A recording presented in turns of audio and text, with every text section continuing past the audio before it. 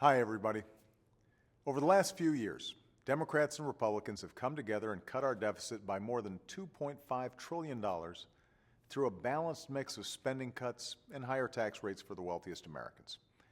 That's more than halfway towards the $4 trillion in deficit reductions that economists and elected officials from both parties say we need to stabilize our debt. I believe we can finish the job the same way we started it, with a balanced mix of more spending cuts and more tax reform. And the overwhelming majority of the American people agree, both Democrats and Republicans.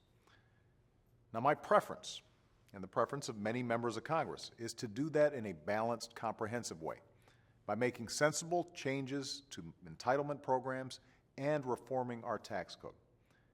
As we speak, both the House and the Senate are working towards budget proposals that I hope will lay out this kind of balanced path going forward.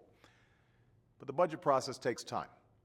And right now, if Congress doesn't act by March 1st, a series of harmful automatic cuts to job-creating investment and defense spending, also known as the Sequester, are scheduled to take effect. And the result could be a huge blow to middle-class families and our economy as a whole. If the Sequester is allowed to go forward, thousands of Americans who work in fields like national security, education, or clean energy are likely to be laid off. Firefighters and food inspectors could also find themselves out of work, leaving our communities vulnerable.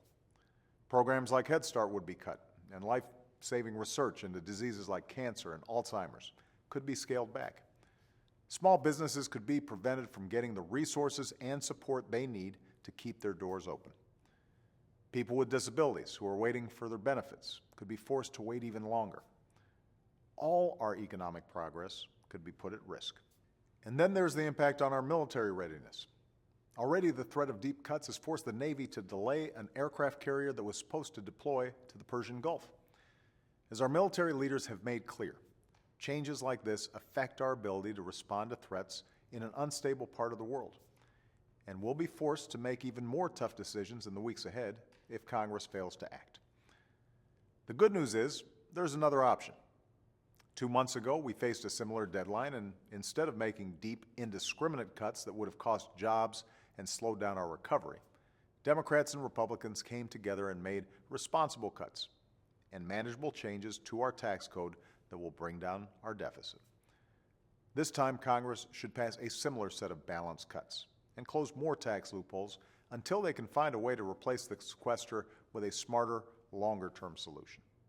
Right now, most members of Congress, including many Republicans, don't think it's a good idea to put thousands of jobs at risk and do unnecessary damage to our economy.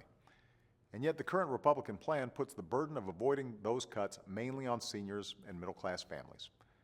They'd rather ask more from the vast majority of Americans and put our recovery at risk than close even a single tax loophole that benefits the wealthy. Over the last few years, we've made good progress towards reducing our deficit in a balanced way. There's no reason we can't keep chipping away at this problem. And there's certainly no reason that middle-class families and small businesses should suffer just because Washington couldn't come together and eliminate a few special interest tax loopholes or government programs that just don't work. At a time when economists and business leaders from across the spectrum have said that our economy is poised for progress, we shouldn't allow self-inflicted wounds to put that progress in jeopardy. So my message to Congress is this: let's keep working together to solve this problem. And let's give our workers and our businesses the support they need to grow and to thrive. Thanks, and have a great weekend.